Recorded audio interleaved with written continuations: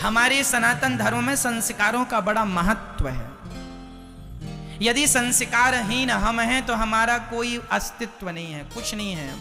इसलिए हमारे जीवन में धन हो ना हो, संस्कार होने चाहिए। इसलिए अपने बच्चों को क्या देना मेरी माँ? पैसा बाद में देना, प्रॉपर्टी बाद में लिखना, पहले क्या दे देना? संस्कार दोगे तो पैसे देने की जरूरत नहीं पड़ेगी। संस्कार दोगे तो कमा के खाएगा, और पैसे दे दोगे, संस्कार नहीं दोगे तो सब उड़ा देगा, तुम्हारी आंखों के सामने बर्बाद कर देगा। पैसा कीमती है कि संस्कार? पैसा कीमती है कि टैलेंट? जोर से। संस्कार जरूरी, इसलिए पहला क्या चाहिए? संस्कार।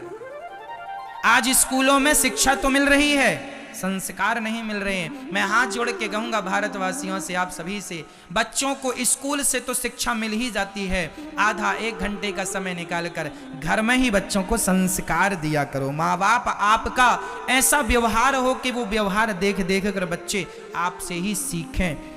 आपके बच्चों को उदाहरण किसी और का न देना पड़े। बच्चों से कहा जाए कि धर्मात्मा कौन है, तो बच्चों के सामने बाप का नाम आ जाए। मेरे पिता जैसा धर्मात्मा कोई नहीं है। बाप ही क्यों ना बच्चों का आदर्श बन जाए, माँ ही बच्चों की गुरु क्यों ना बन जाए, माँ ही बच्चों की आदर्श बने। बाप से ही प्रेरणा मिले बच्चों को करने की, उत्थान अपना कर लो। लेकिन आजकल के बच्चे और आजकल के माँ बाप बच्चों को क्या शिक्षा दे रहे हैं, क्या पढ़ा रहे हैं? भिखारी और भिखमंगा बनाने के रास्ते पर चला रहे हैं। हाँ, गलत है। आज पढ़े लिखे लोगों को भी हमने दहेज मांगते देखा है। पढ़े लिखे लोग दहेज मांगते हैं, दहेज दे दो। अच्छा बताओ, आप लोग बड़े हो कि क्या भिखमंगा बनोगे? ससुर जी, ससुर जी हमें गाड़ी दे दो। हमारी तो औकात है नहीं खरीदने की, हमारे बाप के पास भी नहीं है, और हम तो खानदानी भिखमंगे हैं, मांग मांग के काम चलाते हैं। कोई काबिलियत तो है नहीं, कोई गुण तो है नहीं, हमारे बाप ने कुछ सिखाया तो है नहीं कि हमें गुणवान बनाया हो, संस्कार दिया वो तो दिया नहीं। भिखमंगा बनाया तो भीख मांग लेते हैं। ससुर जी 4 चक्के की गाड़ी चाहिए, बड़ी वाली। ऐसे भिखमंगे भारत में बहुत मिल जाएंगे आपको। हर गली मोहल्ले में 2-4 नजर आ जाएंगे। भरा है ये देश भिखमंगों से।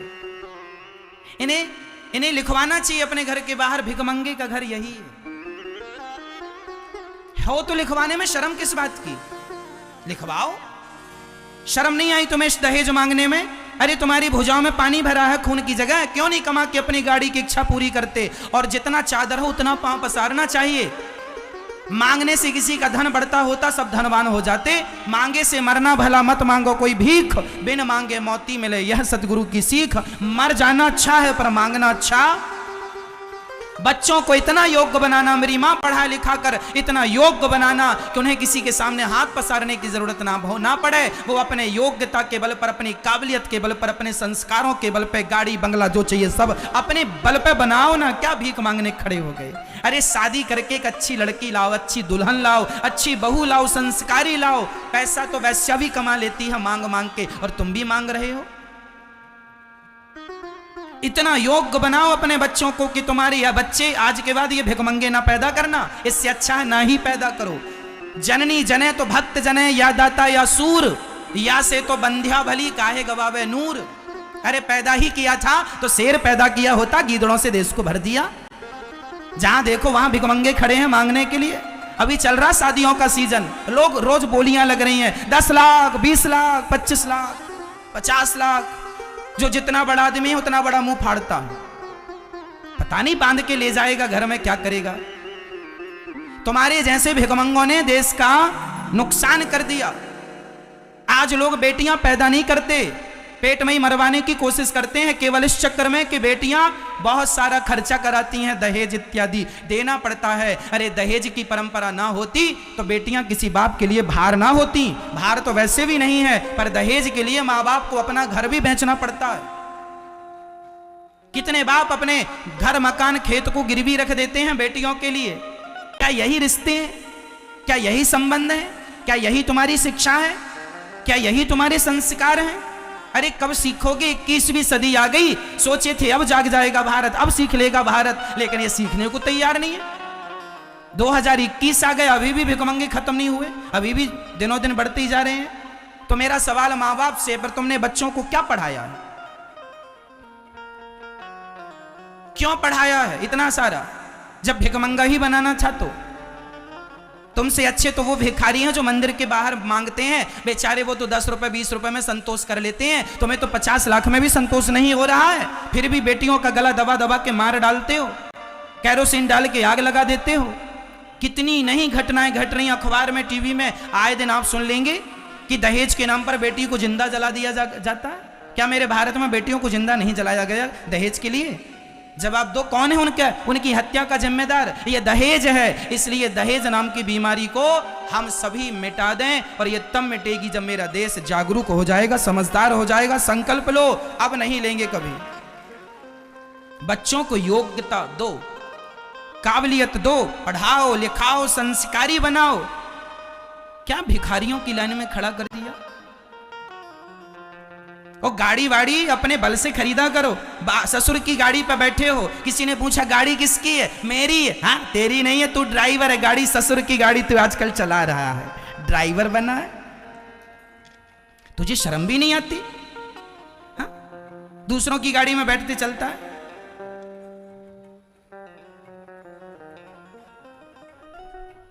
सवाल मेरा उस बाप से है, तुमने अपने बेटों को क्या संस्कार दिए, क्या सिखाया? भिखमंगा और बना दिया। दहेज मांगने वाले अपनी पत्नी की इज्जत, पत्नी की नजरों में वो बिल्कुल गिरे हुए होते हैं। अरे राम राम राम राम राम राम। वो लड़की सोचती होगी कैसे भिखमंगा से मेरे पिता ने शादी कर दी। मंडप के नीचे शुरू हो जाता है, ये दे दो वो दे दो। अब तो ठीक है, पहले के लोग मंडप के नीचे चैन दे दो, लो इसको चैन पहनने की शौक, मार एक थप्पड़ इसको, चैन उल्टा लटका उसको, मिर्ची का धुआं दो, चैन चाहिए तुझे, ले चैन। गाड़ी दे दो, गाड़ी। हाँ,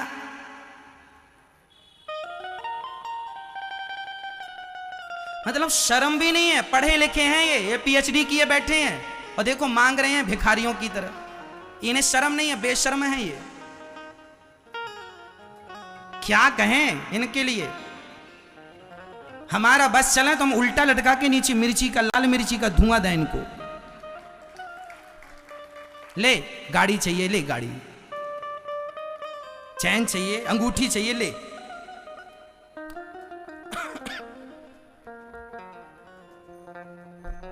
आप ही बताओ, क्या दहेज लेना आज 21वीं सदी में मेरे देश में जायज है, उचित है, लेना चाहिए? अरे लड़की का पिता राजी मर्जी से जो दे दे वो रख लो, मना ही नहीं है, मांगो तो मत।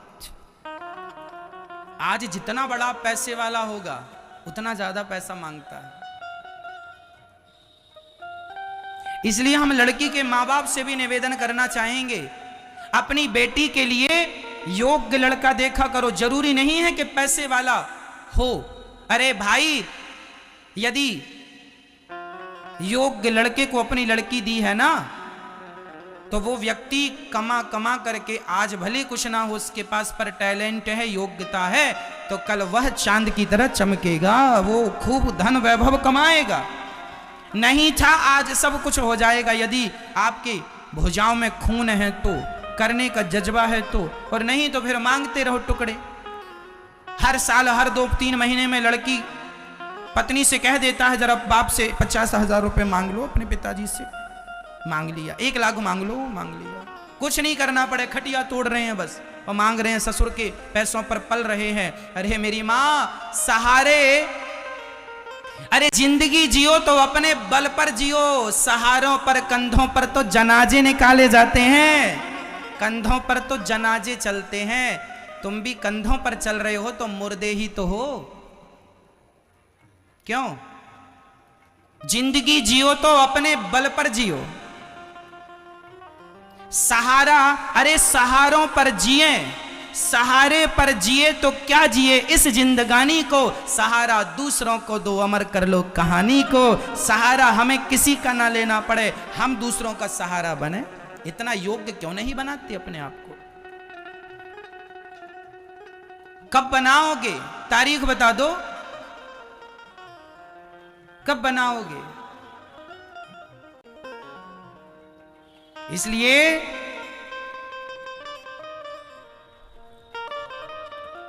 अपाहिज कौन है? एक शेर होता है सर्कस का शेर, जो मालिक के टुकड़ों पर पलता है। मालिक मांस का टुकड़ा फेंकता है, शेर झपट्टा मार के खाता है, वह सर्कस का शेर होता है। हाँ या ना? और एक शेर होता है जंगल का, जिसे मांस का टुकड़ा देने वाला कोई नहीं होता, वो अपना शिकार खुद करता है। इसलिए जंगल का शेर और सर्कस के शेर में अंतर होता है। अब आपको क्या बनना है? यदि आप अपने बाप के टुकड़ों पर पल रहे हैं तो आप सर्कस के शेर हैं, और यदि आप अपने बल से कमा के अपना जीवन निर्वहन करते हैं तो आप जंगल के शेर हैं। मर्जी आपकी, आपको क्या बनना है? सर्कस का शेर बाप के टुकड़ों पर पलना है, या फिर पत्नी के टुकड़ों पर पलना है, या फिर ससुर के टुकड़ों पर पलना है, या फिर अपने बल से अपने जीवन को आगे बढ़ाना। मर्जी आपकी। उत्तमम स्वाजितम वित्तम मध्यमम पितुरर्जितम अधमम भ्रातृ वित्तम च स्त्री वित्तम अधमाधमम। खुद का कमाया हुआ धन सर्वश्रेष्ठ होता है। खुद का कमाया हुआ धन सबसे, बोलो, सबसे श्रेष्ठ धन कौन सा? खुद का कमाया हुआ। उत्तमम स्वाजितम वित्तम मध्यमम पितुरर्जितम। पिता का धन मध्यम होता है, 2 नंबर का, दूसरे नंबर का। भाई का धन अधम होता है, और स्त्री का धन तो अधम से भी अधम होता है। इसलिए अपने बल पर कमाओ। इसका अर्थ ये नहीं है कि स्त्रियों को, महिलाओं को जॉब नहीं करना चाहिए, काम ना, मैं ये नहीं कहता। स्त्री काम करे, मेहनत करे, और मेहनत करके जो पैसा लाए उससे अपने खर्चे करे, अपने बच्चों के खर्चे करे। पति का पैसा बचत होता रहे तो तुम्हारे भविष्य में कल काम आएगा। कमाना है तुम दोनों को मिलजुल के, लेकिन किसी के टुकड़ों पर नहीं पलना। किसी के टुकड़ों पर सिद्धांत बनाओ। दूसरों की हलवा पूड़ी नहीं लेंगे, मेहनत की नमक रोटी खाएंगे। हमें खैरात में हलवा पूड़ी मिल रही हो, हम नहीं खाएंगे। क्यों जी? दूसरों की हलवा पूड़ी पसंद करोगे कि खुद की नमक रोटी? बोलो। खुद की नमक रोटी खाना सीखो मेरी मां। दूसरों के टुकड़ों पर तो सर्कस के शेर पलते हैं, जंगल का शेर तो अपना शिकार खुद करता। खुद कमाओ, खुद खाओ। आज के बाद यदि तुम्हारे बच्चों ने या तुमने दहेज मांगा तो लिखवा लेना अपने माथे पे, भिखारी भिखमंगा सबसे बड़ा मैं ही हूं। गुदने से गुदवा लेना, भिखमंगा हूं, और वो भी बड़ा वाला।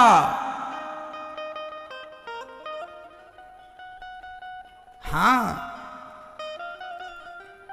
मांगना मत। मर जाना अच्छा है पर मांगना अच्छा